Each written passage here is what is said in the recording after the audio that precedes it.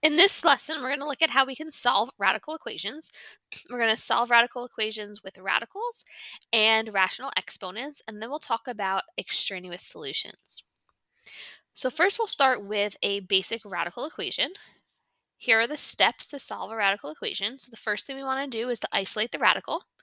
So we want to get the radical expression on its own side of the equal sign. Then we're going to raise each side of the equation by the power indicated by the index. And then we're going to solve for x.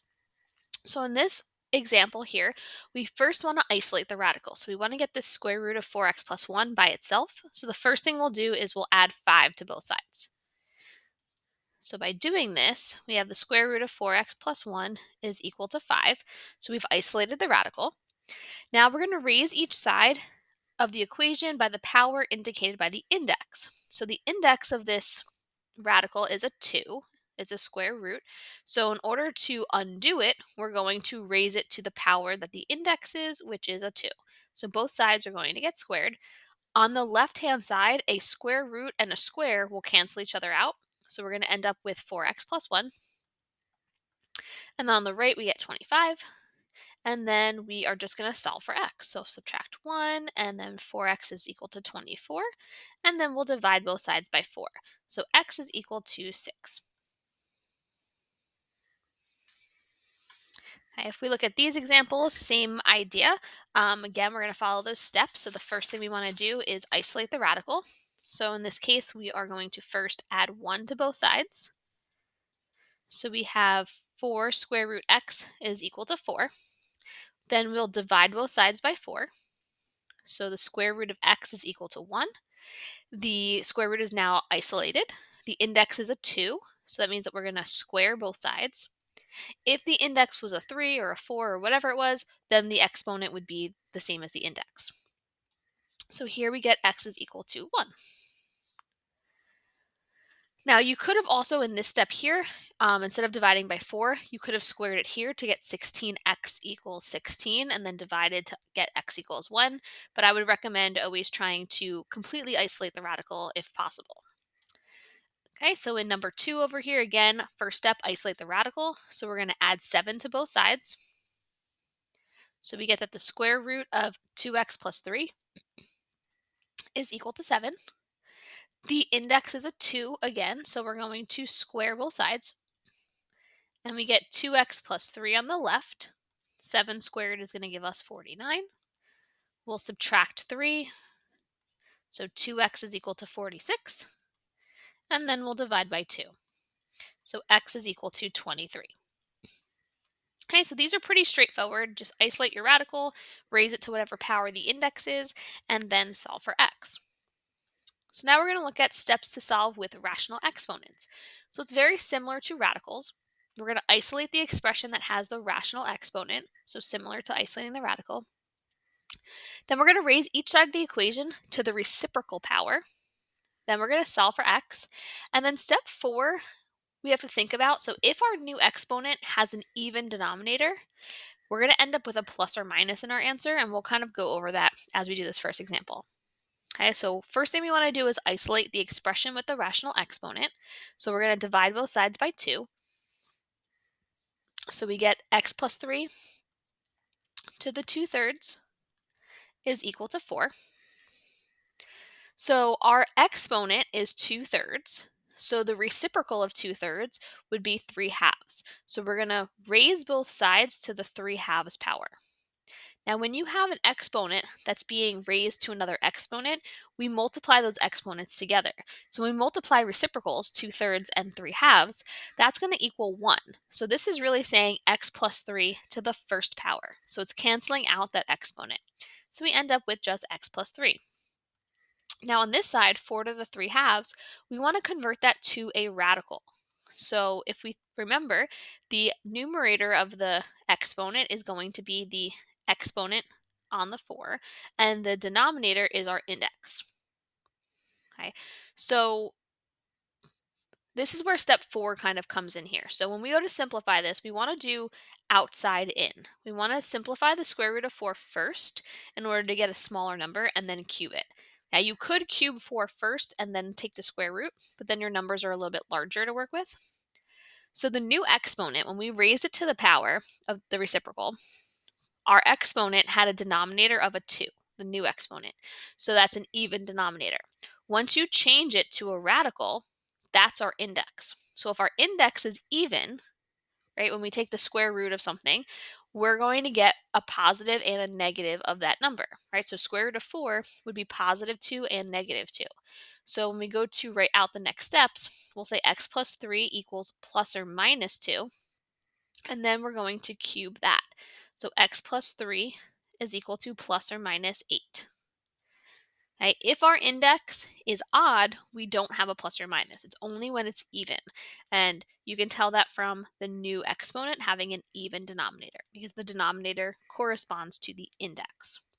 So because we have plus or minus, we are going to split this up into two equations. So we're going to have x plus 3 is equal to positive 8, and then in which case x would equal 5. And then we are going to have x plus 3 equals negative 8, in which case x is equal to negative 11. So there's two answers for this. Another way to look at the same problem, just for those people that might be a little bit confused with the reciprocal, if we were to divide by 2 like we did, right? So we have x plus 3 to the 2/3 equals 4. We're really doing the this in two steps. So here we multiplied, or we raised it to the reciprocal power, and that was kind of combining two things and making it one step. Here, if I want to get rid of this 2/3, if I want to do it in two steps, the first thing I would do is get rid of the 3 in the bottom. So I want to make sure that I am getting rid of this fraction. So I would raise both sides to the third power. So then I would end up on the left with x plus 3 squared. So that 3 as the exponent is going to cancel with the 3 in the denominator. Right, so if I multiply 2/3 times 3, I just get 2. 4 cubed is 64. And now to get rid of the square, I would take the square root. So then I get x plus 3. And then when I take the square root of 64, I get plus or minus 8. So now we're at the same step as we were here, and we could split it up into two and solve. Okay, I would recommend using the reciprocal power because it will be a little bit shorter. It will be a little bit easier to work with the numbers that are smaller. Okay, so let's look at these examples. So first step is going to be to isolate the expression with the rational exponent. So in number 1, we're going to add 2 to both sides first. So we have x plus 1 to the 3 halves, and that's going to be equal to 27.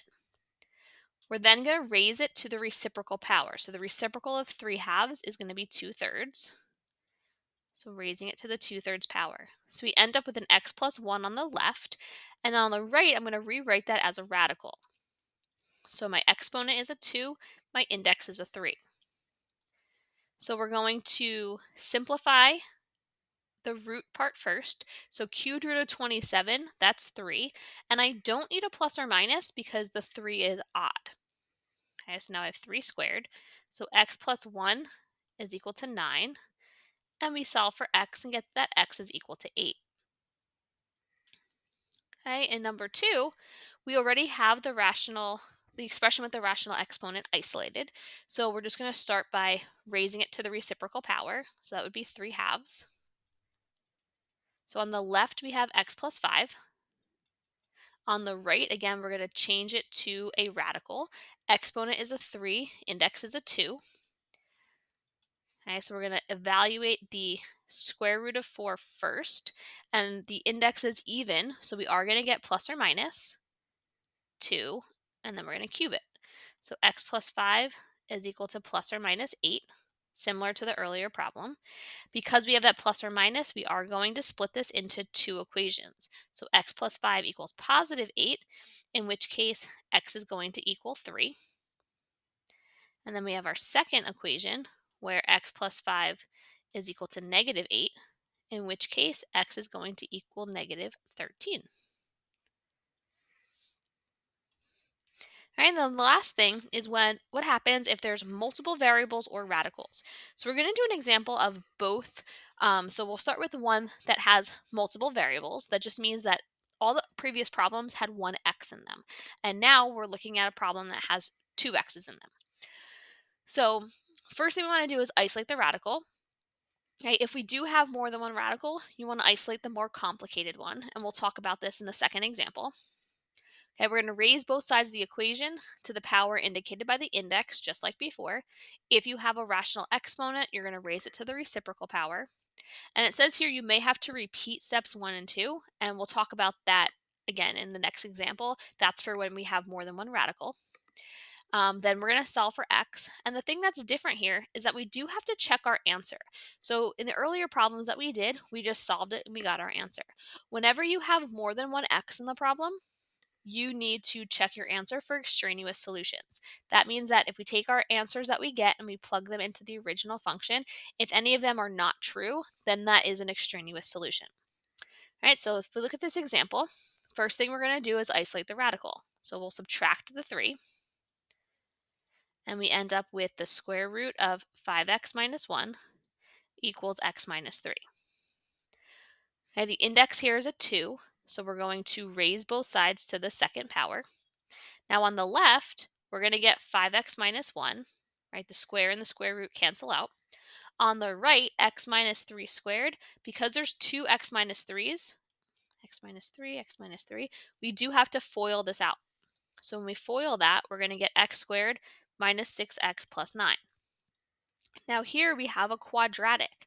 So in order to solve a quadratic, it has to be equal to 0 before we do anything else. So what we're going to do is we're going to move over this 5x and the negative 1. So we're going to subtract 5x and add 1, subtract 5x and add 1. So these are gone, and we end up with x squared minus 11x plus 10 is equal to 0. Okay, so from here, it's a quadratic in standard form, so we're just going to factor it to solve it. So we want to come up with factors that multiply to 10 and add to negative 11. So we're going to use negative 10 and negative 1.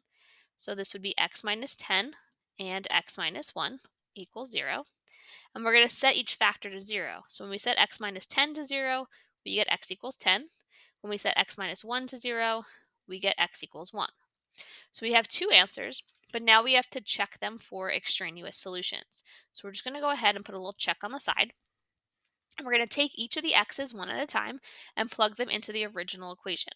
So we're going to have the square root of 5 times 10 minus 1 plus 3 equals 10. So 5 times 10 is going to give us 50 minus 1 is 49. So we have the square root of 49 plus 3 equals 10. Square root of 49 is 7. 7 plus 3, is that equal to 10? Yes, it is. So that one's good. So we're going to check the other one as well. So we're going to plug in 1 for x. So 5 times 1 minus 1 plus 3 equals 1. So 5 times 1 is 5, minus 1 is 4. Square root of 4 is 2.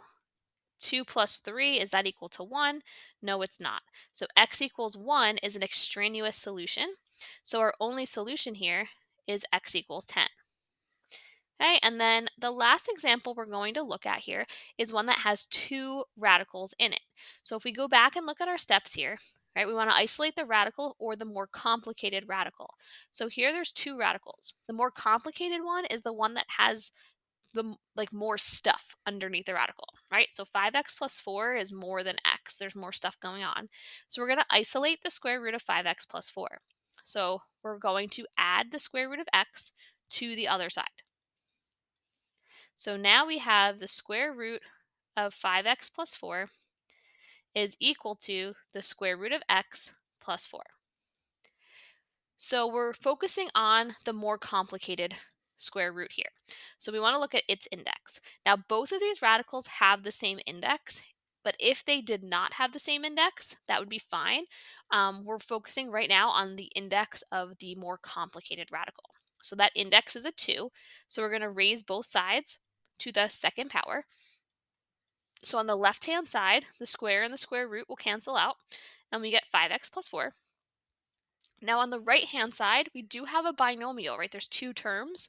So when I'm squaring them, I do have to FOIL this. So square root of x plus 4 times square root of x plus 4. So square root of x times square root of x is x Square root of x times 4 is 4 square root x. 4 times square root x is 4 square root x. 4 times 4 is 16. So if I combine my like terms, I'm going to end up with x plus 8 square root x plus 16. So if we go back again to our steps, it says here that you may have to repeat steps 1 and 2. So you'll have to repeat those steps if you have more than one radical, because we want to get rid of the radical. So to isolate the radical and raise it to the power gets rid of the radical. So we did that once, but now we have another radical. So we have to do it again. So we're going to isolate this radical. So we're going to subtract the x and subtract the 16. So subtract x, subtract 16. So we end up here with 4x minus 12 equals 8 square root x. So now that we're here, if I wanted to completely isolate the square root of x, I would have to divide by 8. But if I divide by 8 on the left-hand side, it's not going to go in evenly, and I'm going to have a fraction, which I don't really want to work with.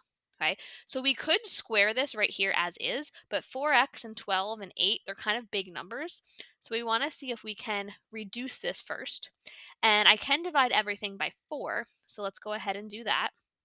So if we divide by 4, we're going to get x minus 3 equals 2 square root x. So that's a lot better than the 4x minus 12 equals 8 square root x. So we want to get rid of the radical. So the index of this radical is a 2. So we're going to square this side and square this side. Okay, so on the left, again, we have a binomial squared, so we do have to write it twice and FOIL it. So on the left, we have x squared minus 6x plus 9. And on the right-hand side, we're going to square the 2 and the square root x. So basically, we're doing 2 square root of x times, all right, it's over here, 2 square root of x times 2 square root of x. So we're multiplying 2 and 2 to get 4. Square root x times square root x is just x. Okay, so then from here, we got rid of all the radicals, which is great. Now we have another quadratic. We need to set it to 0. So we're going to subtract the 4x. And we end up with x squared minus 10x plus 9 is equal to 0. And then now we have to factor. So what multiplies to 9 and adds to negative 10? That's going to be negative 9 and negative 1. So we have x minus 9, x minus 1 equals 0. So x is equal to 9 and x is equal to 1. Okay, but we're not done. We have to check our answer. So we're going to go over here and do a check. Now just be careful when you're checking, because when you check, don't assume that, like in the last example, that if one works, the other one doesn't work. So either they both don't work, which would be no solution, they both could work, or one can work and one could not work. So you always have to check all of your answers. So first we'll plug in 9. So we're going to do the square root of 5 times 9 plus 4 minus the square root of 9 equals 4. So 5 times 9, we get 45 plus 4 is 49. So we get the square root of 49 is 7, square root of 9 is 3. So is 7 minus 3 equal to 4? Yes, it is. Okay, and then we're going to check the other one. So we'll plug in 1 for x. So 5 times 1 plus 4 minus the square root of 1 equals 4. So 5 times 1 is 5, plus 4 is 9. So square root of 9 minus square root of 1 equals 4. Square root of 9 is 3. Square root of 1 is 1. Is 3 minus 1 equal to 4? No, it's not. So x equals 1 is extraneous, and our only solution then is x is equal to 9.